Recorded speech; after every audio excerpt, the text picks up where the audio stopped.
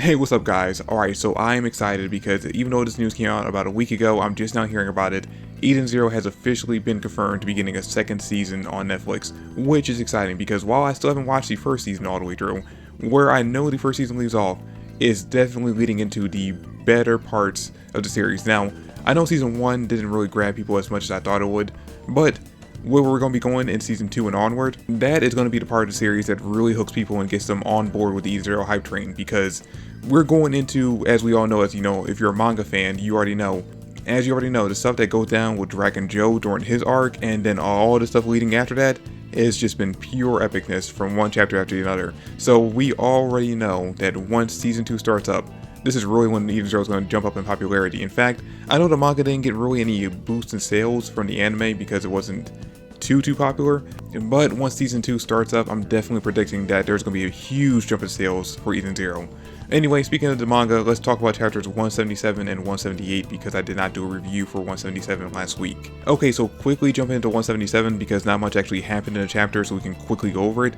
Basically, as we saw at the end of chapter 176, Holly showed up and said she wanted to work together with Shiki and the Eden Zero crew. They met up on top of the roof of the resort, where she basically presented the idea to Shiki that basically she's going to team up with him and LZ and take down Ziggy in exchange for their help with taking down Dead End Crow, which I mentioned in chapter 176 review that honestly, as we saw at the end of the last arc when the OSI members were actually having a meeting, that when Dead End Crow's name was brought up, Holly had a negative reaction to that name, which obviously indicated that she had some kind of connection to him, which we end up finding out in this chapter that he apparently caused the death of someone she cared about, so she's pretty much just out for revenge.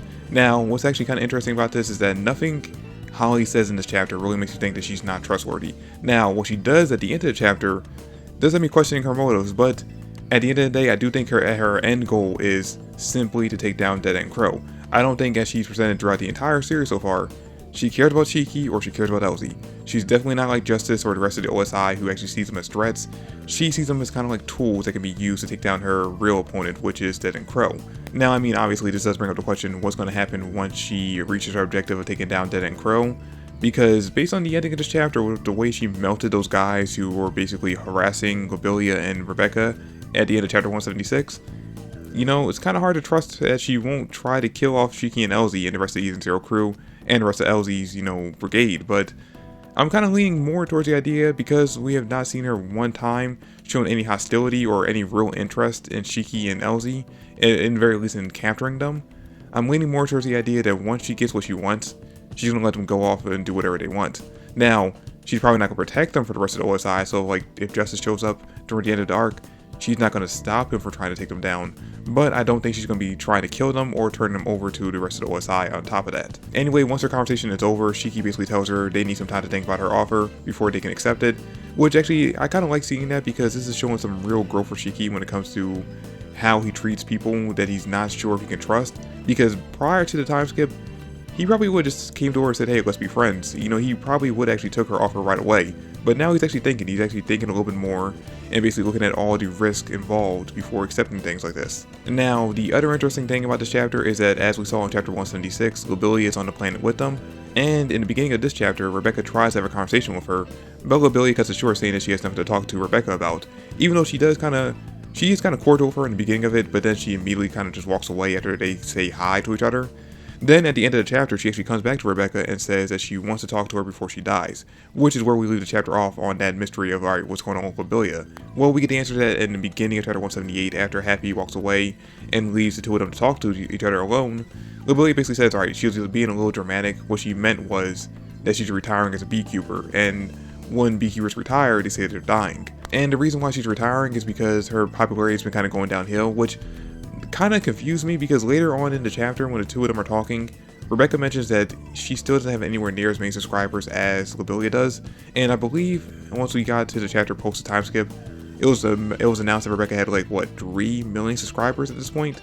So if even with 3 million she's still not anywhere near Labilia's count, that tells me Labilia has to have at least double that. But I mean, if like at least still half of her subscribers are still watching her videos, that's still a pretty good view count. Hell, if even just 30% of her subscribers are still watching her videos, that's still a pretty good view count. It's not anywhere near probably what she was doing prior to that.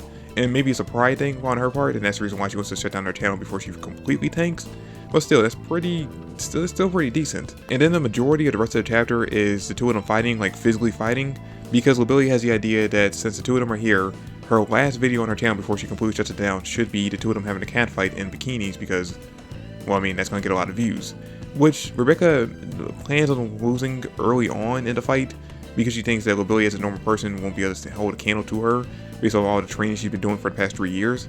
Then we end up finding out that Labilia is actually a pretty decent fighter and is actually a master of, I believe she said, Sakura Flower Karate. So she immediately starts kicking Rebecca's ass, and Rebecca actually starts getting serious in the fight. The two of them start fighting pretty seriously now. Obviously, Rebecca's not using her Ether Gear ability, so she's not that serious. But still, the two of them are throwing some heavy punches at each other. And then, once Rebecca actually gets Labilia pinned down, she asks her why she's been so hostile towards her since the two of them met. And this is when Labilia actually kind of spills the beans on exactly why she's been so toxic over the years since the two of them actually came into contact. And basically what it ends up coming down to is that Labilia was actually, as a kid, a big fan of Rebecca. In fact, she actually still is a big fan of Rebecca. So basically what the backstory for Labilia ends up being is that as a kid, she was diagnosed with an incurable disease, and because of that, she had to spend a lot of time in hospitals, which obviously, you know, as a kid will make you depressed. And the thing that ended up getting her out of her depression is watching Rebecca's first beekeeper video where she pretended to be a cat, and because of that, she got inspired to pursue the idea of becoming a beekeeper herself. And then as she grew in popularity, she became more and more frustrated with Rebecca because she wasn't also growing in popularity. So once the two of them actually end up meeting, her admiration and frustration with Rebecca ended up causing her to just be enough of a toxic every time the two of them interacted. Now, that is kind of a lame excuse for the reason why she was being so toxic to Rebecca, but I can understand where she's coming from and kind of sympathize with her for it.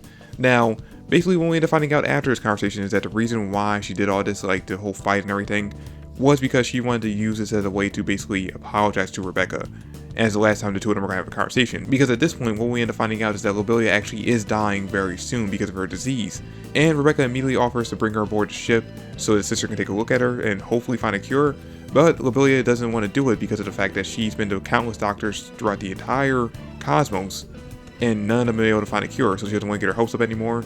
She's kind of come to peace with the idea that she's going to die, but now that the two of them kind of put their grudge with each other behind them, Rebecca wants to actually go forward as friends, and in order to do that, she wants to save Labilia's life. So she basically begs her to come aboard the Eden Zero's ship so that the sister can take a look at her and hopefully find a cure, which Labilia kinda agrees to do at the end of this part of the chapter. So yeah, that was actually kind of interesting seeing the two of them interact in this way, finally putting to bed the beef officially. I mean, like I said, I kind of figured that the two of them kind of put this to bed, or at least Rebecca put it to bed back during the Dragon Joe arc when they rescued her from Dragon Joe's capture, but Labilia is now officially putting it behind them. The two of them are probably going to go forward as friends. Probably not the best of friends, but, you know, they're going to be a lot more friendly going forward from here. And then, at the end of the chapter, Shiki actually calls up Holly and says that he accepts her idea of basically forming a team between her, him, and Elsie. But he has one condition. Until they defeat Ziggy and Dead End Crow, she has to stay aboard the Eden Zero ship. If she does not, then he's basically going to break the deal off right then and there. And even if she helps him take down Ziggy, they're not going to help her take down Dead End Crow. So she kind of accepts it at the end of the chapter, which I'm still kind of wondering what's going to happen with Holly and their deal, because like I said, I don't think she's going to betray them until Dead End Crow has been defeated. But does that mean that she's actually going to betray them at that point, or is she going to just let them go? I'm still up in the air kind of where I stand with her, but I do think at least until Dead End Crow is dead, they can fully trust her. But anyway guys, that's it for this video. Thanks for watching. I really do hope you all enjoyed it, and I'll catch you all in the next one. Peace out.